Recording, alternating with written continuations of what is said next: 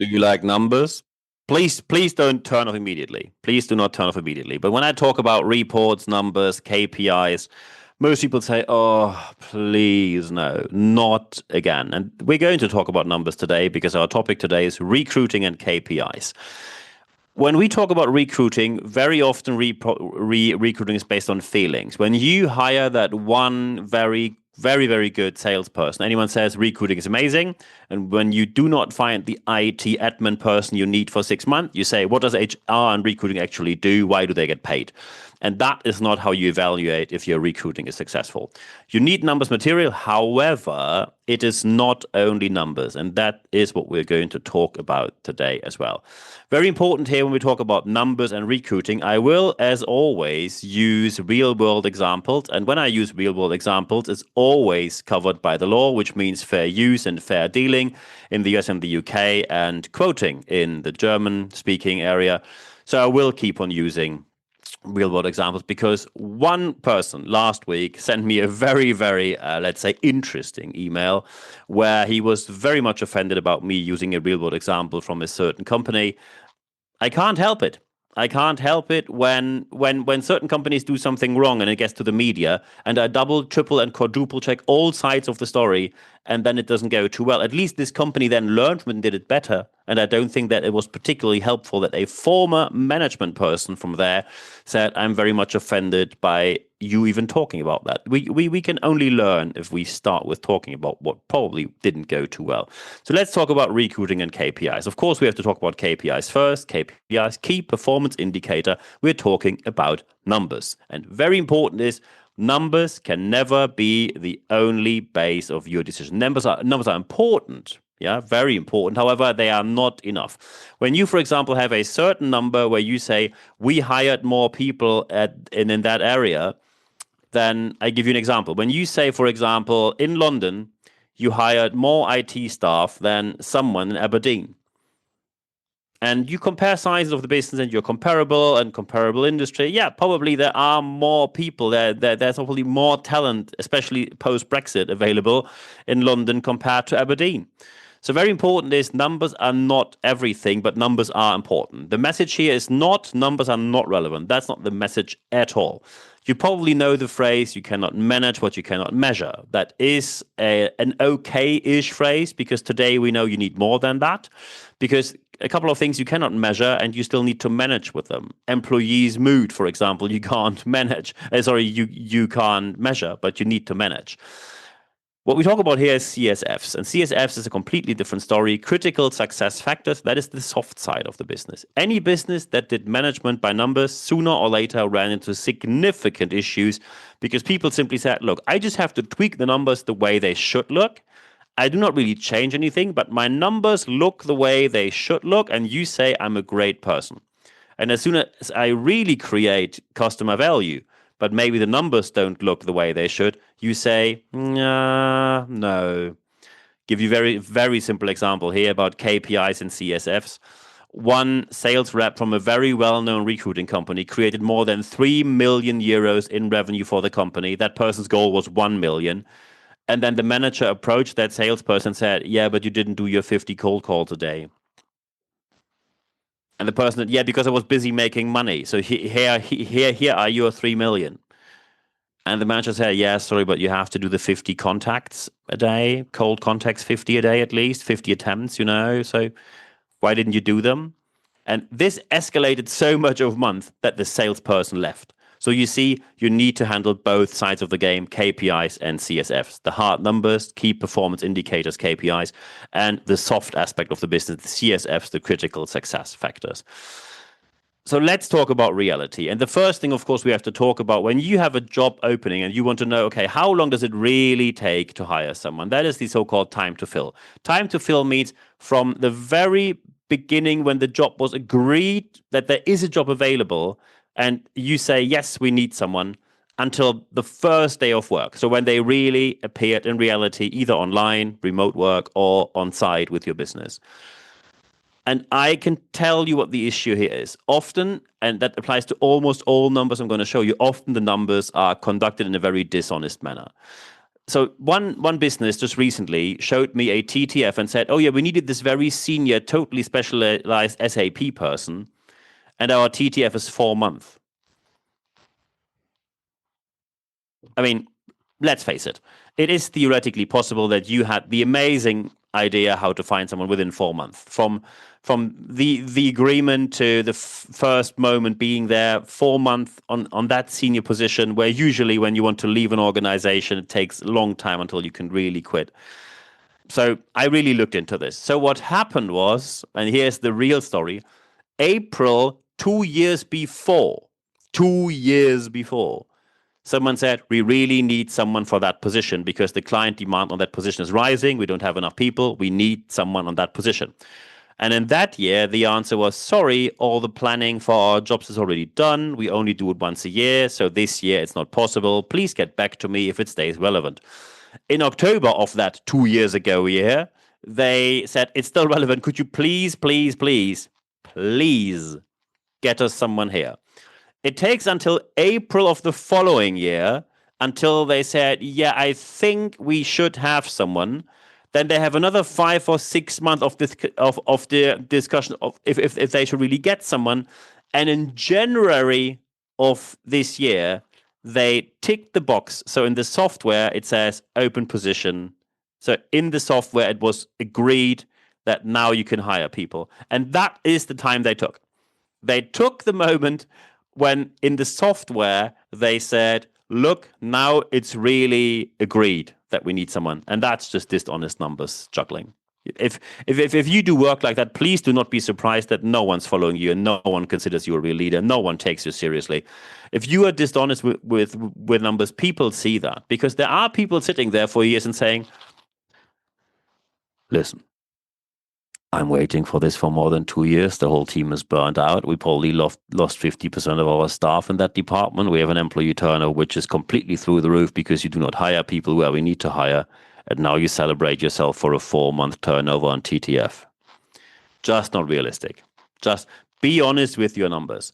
So, of course, when you now say, hey, time to fill, good. What else is it? When you now make offers, you make someone an offer and they can say yes or no. And hopefully they say yes, of course. However, sometimes they say no. You need to know what is the offer acceptance rate. The offer acceptance rate is the number of proposals you put out there. And then you look at what is the number of agreed proposals. So you send out 100 contracts, 50 get signed. It's a 50% offer acceptance rate. When the offer acceptance rate is too low, then you can, for example, either your offer isn't good enough, or other people have a lot of a better offer, an offer which is way better than yours, or in worst case, both. Your offer is bad and the other offer is just way better. And I can tell you, we still have a lot of lunatic offers out there. I recently saw a job ad in the US where they were looking for a Microsoft Exchange admin for $25 an hour. And I don't care that you are in rural America. No one works in IT for that money. Full stop. You may or may not like that. And as soon as I say something like that, I know I will receive a message from someone. I work for $7.50 in that logistics company filling the racks. Yeah, and that's a completely different job, and we can't compare that. And by the way, even there, you shouldn't work for $7.50. The offer acceptance rate shows you how good is either your offer or the packaging or how you present it, or. Because I give you a very simple example. Two mid-sized companies, both working in craftsmanship. They are looking for electricians. Both have a completely similar offer. One of them has a way higher acceptance rate. What is the reason? One company simply sends out the contract and says, here you are, click on the link and sign the document. The other one calls the person or makes an online meeting if they can't make it on a call and say, look, I'm going to present to you what we have for you. Benefit here, benefit here. We offer this, we offer that. Benefit here, bit of a Christmas party here, end of year party here, summer party there. Benefit, benefit, benefit. Any questions? No? Okay, I send you the link right now. Please sign quickly. And of course, people feel appreciated when this happens. So sometimes comparable offers, you have to care about the packaging. How do you present your offer?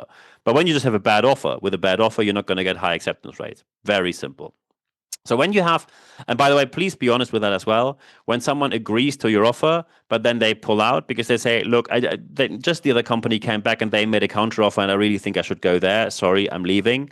then you can't say, well, I think it's an accepted offer because he said that person said yes in the first place. And I saw exactly that happening. Numbers tweaking far away from reality again. So be sure, be honest with the numbers. The next one is cost per hire. When you now say I hired 100 people, you probably want to know how much is your hiring. How much does it cost? And of course, you want to have less cost here. However, again, numbers juggling happens very quickly. I was the host and guiding people through the whole day, was hosting the conference, and the American CEO pretty much insults Europe of wasting money because their recruiting is way too expensive. And of course, you could now say, well, European recruiting might be more expensive because regulatory and compliance is tighter. Might be, doesn't necessarily be, depends heavily on where you are in the US, how tight or not so tight the administration and regulatory and compliance around that is. However, what happened there when we looked into the numbers is, especially in the area of logistics, they just did mass hiring in the US. They hired 100 people, and then they saw which of these 100 people are good ones, and then they kept 50, 60, or 70, depending on the need they have at the moment. And of course, your cost per hire is lower when you just hire, and then chuck them out if you don't like them or don't need them or both. Besides the fact that you massively harm your reputation on the market, you artificially put down the number of cost per hire. And then you really have to, okay, cost per hire, what is the total number that you spend on recruiting? So, and then you will see, oh, here we are. Your cost per hire is lower, but your overall spend is way higher. So thank you very much for that discussion. Stop doing the numbers tweaking. And especially experienced consultants. I've been there way too long. When I see these numbers I'm going to present to you today, and these are just 5 out of many we can talk about, when there is suddenly a number which is so surrealistically low, then one option is you have a very low number of hires, because then, of course, data can fluctuate heavily. However, when there is a reasonable number of hires and the number is very low, you either were extremely lucky or you cheated when you did the metrics. And most, 99%, cheated on the metrics and just say, oh, look, the number went down. Yeah, because you changed the metrics and the way you looked at it. That's not a real change. So cost per hire, be aware that, of course, you want to keep cost under control.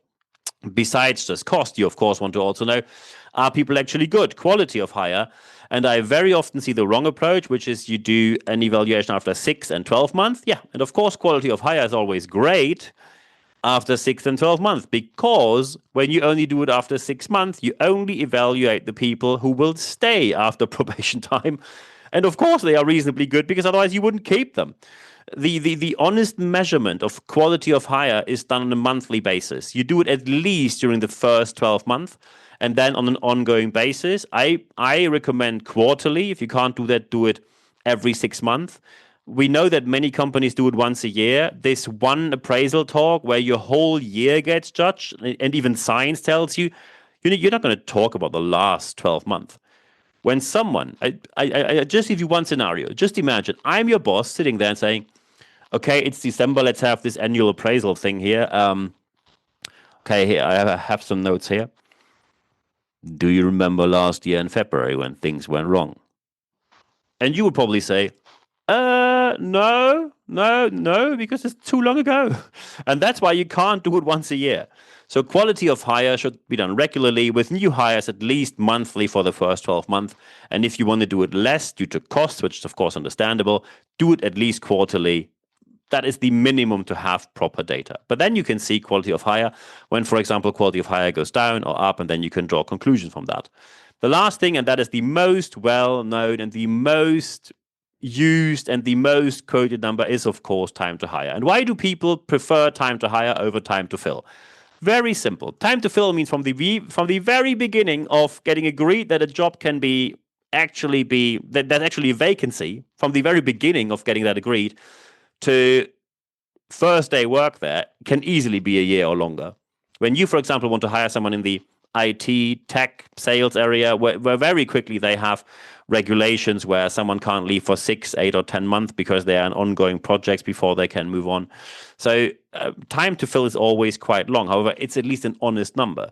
Time to hire is also honest when you do it honest. However, it means as soon as you start recruiting, the beginning of the recruiting process to acceptance of the contract. And of course they pick acceptance of the contract because it can still be 10 months before the person turns up when they have very long terms in their old contract with their former employer. However, you can see time to hire, beginning of recruiting to agreement of contract. Agreement of contract is a very clearly defined end. That's good. However, when does recruiting start? And again, I see that people tell me, oh yeah, we have time to hire here, 2 weeks, 4 weeks, 6 weeks. Amazing, amazing. I just wonder why all these board level people in the same business complain about not having talent when everything is so short and so quick. When does recruiting really begin? It doesn't begin when the job ad is online, because before that you speak to an agency, you speak to designers, you speak to people who write the copy, people who write everything that is going to appear online. You probably before that have to do a whole pitch between different agencies. Before that you have to choose which agency do you actually want to choose, which agency do you invite for the pitch, etc., etc. So the real beginning of that recruiting process is when you start to research the agency. That is when you begin. When you then say, hey, we have an agency and we keep them long term, of course, time to hire gets shorter. But it still starts with a moment when you talk with the agency and say, hey, we got something new. We need to have a job ad up there for this and that. That's when the recruiting begins, not when the job ad is online. Stop doing fake numbers. And we see it over and over again. When you sit there and you wonder, why are our numbers all so bad? Look, here it was 6 months here, 4 months there with all the interviews, and I see other businesses 3 weeks, 2 weeks. How do they do that? Is it just magic? No. Probably you are the only honest one sitting there at that table. So time to hire from the beginning of the recruiting process until the contract is signed. So now, of course, we have to look at how do we implement all of that. Implementation is crucial here, and very important. Step number 1 is roles. You need to know who is doing what. Otherwise, it's all going to become completely pointless. When you now say, I'm on my own in recruiting, congratulations. You just defined all the roles, which are all with you. Good luck from here. And as soon as you have roles defined, who does what, always look at reports. However, we have the DIKW role. Data, information, knowledge, wisdom. When you have 1 point of data, it doesn't tell you much. It's a starting point, that's why you have it, but it doesn't tell you much. And please do not compare wildly different companies to each other. By the way, the comparison I told you in the beginning was a real one taken by a manager during a conference who said, I compare my business where we can hire super quick in London to Aberdeen. That is just surreal. The regions aren't even remotely comparable. Nothing. Probably not a single life metric between Aberdeen and London is comparable. So it is just like someone in Aberdeen would say, look, my IT people work for less money than your London people. Maybe I'm just a better negotiator. No, maybe just cost of living are way lower in Aberdeen compared to London. So except when you go out in nightclubs, hashtag Michael Gove, but that's a different story. So reports are important, but the data is the beginning. That is step number 1. You have 1 data point, then the information gets on top of that. And that's the second data point. Now you can compare between, okay, so this is what we did at first attempt, second attempt. So you see at least a comparison with the third data point. So for example, you have 3 months or 3 quarters of the year. The K is knowledge, because as soon as you have 3 data points, you can see a certain trend.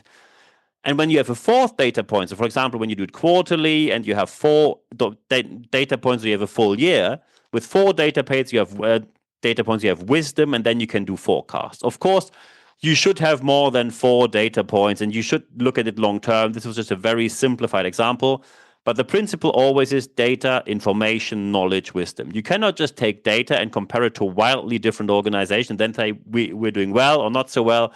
Because what people do there, as soon as you just compare with other businesses, you just do cherry picking and say, look, we just look at the numbers where we're good, and then we compare to others and say how great we are, and we're going to present that to the board. No, that doesn't lead you anywhere. The final step, the most important one, is always responsibilities and accountabilities. Responsibilities, who is putting into practice? Who is doing the change we want to change?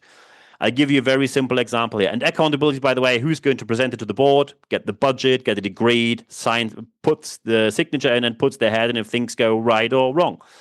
And you need to do that based on all of the 5 numbers we had, there are way more numbers, of course, but these 5, when you, for example, have, say, time to fill, and your time to fill goes up, up, up, up, you might be very inefficient, or there might be a different reason. Maybe you open a different location, or you outsource the service center, or you have lots of people calling in sick, and that's why things go slow. Or maybe you're just inefficient, and then you have to look at that as well. When your offer acceptance rate is low, please check if your offer is still comparable to the market, or if you suddenly have a competitor who's way better than you. So you have to do the market research here. If suddenly the cost per hire goes up, it can be that you simply didn't negotiate well. It can be that you're very inefficient, but it can also be that just the pandemic happened and you have a 10% price hike all of a sudden. So all of that needs to be taken into account. When you have a quality of hire going up or down, you can say when it goes up, you probably pick the right people. When it goes down, you have to see, do we hire on the wrong job platforms? Maybe our onboarding isn't great, or maybe one of the people who evaluate, for example, when you have a dip always at the same position in the organization, you should check, is the person properly trained on what are the expectations, or maybe the expectations are too high, or the leadership is just too bad and people leave there. And that's why we tell that they are, we say they're bad because they leave, but in reality, they aren't bad. Our leaders are. So you need to take that into account. And when you have time to hire, and you see time to hire goes up, maybe, and that's step number 1, be honest with your recruiting times, and then look at what can you do more efficiently. How can you use AI in the system? And of course, it's very different from the US to the UK to the EU with the GDPR laws that we have in place there. But look at what you can do to optimize what you have. But you need data. And the data gives you the task to put different tasks on different people's desk to their responsibilities so they can do something about that. But the accountability is with the leader to get the budget to actually change something for the better. Because when you change things for the better based on the data, your recruiting will get better, of course, when you consider the CSFs, the soft factors, the critical success factors, and everything from your reputation to the future colleagues you're going to have to the productivity will go up. And that's what you aim for. And I wish you all the best implementing that in your organization. And when you now say, oh, I'd like to talk a bit more about that, feel free to do so. So first, when you're listening to us on YouTube, feel free to leave a like here, subscribe to my channel, feel free to leave a comment here. Also, feel free to review and recommend it to friends and colleagues. Thank you very much for doing so. In addition to that, it's very important that a couple of things we only have on YouTube, and that's why it's worth even more to subscribe. We have YouTube Shorts, leadership tips every single day, at least one leadership tip. And that leadership tip will be only presented on YouTube. It's 60 seconds or shorter, so they're always up-to-date leadership tips, often referring to what happens in real-world enterprise, politics, etc. So it's always about something that really happened in reality, and I'm quoting the press articles there and everything around that. When you are now here on Apple Podcasts or Spotify, please leave 5 stars. Thank you very much for doing so. And of course, when you like to chat with me, and maybe there are 2 things now. You can either say, hey, Niels, I need you for my conference to speak there, or for training, or for coaching. Then you can reach out via email, or you can say, hey, I'd just like to have a chat, have a couple of questions. Yeah, cool. Let's do that as well. nb@nb-networks.com. That's my email address. I'm looking forward to hearing from you there. When you say, hey, is there a website? Yes, nb-networks.biz. On the website, we also have the transcript of the podcast and the video cast, because we are fully aware, I'm fully aware, we're all fully aware in my team that there might be people who, for example, have certain limitation when it comes to hearing, or certain limitation when it comes to visibility. And to serve every single community, we have the podcast on different channels. We have the video cast, where you have everything with video, and we have the transcript. So you will find one channel which hopefully works for you. We are barrier-free here. We're just open to access for absolutely anyone. And when you now say, hey, I'd like to have a live session with you, and yes, we have live sessions, usually every month. When you go to expert.nb-networks.com, we just had a live session. The next one is coming very soon. When you go to expert.nb-networks.com, as soon as you put your email address in there, no worries, you only get 1 email every week, every Wednesday morning. It's 100% content at free guarantee. And in this email, you find full access to all the articles, no paywall, more than 400 now in German and English. Full access to all the podcasts and interviews, also more than 400. And also full access to the transcript. And of course, when you see the leadership letter, you see the you see the next date and time for the next live session. And the access link is directly there. There's no need to register. It's all in there. But you only will see when the next live session is via the expert letter. There is no other medium where we communicate that. It's only for our readers and listeners. Thank you very much. So when you now say, okay, I want to put this into practice, get into action. The sooner, the better. It is very important that these numbers are known in the recruiting world, because recruiting cannot be based on feelings. If you now say, hey, I still need help, feel free to send me a message. I'm looking forward to hearing from you. I'm answering every single message within 24 hours or less. I'm looking forward to hearing from you. And at the end of this podcast and at the end of the video cast, there's only one thing left for me to say. Thank you very much for your time.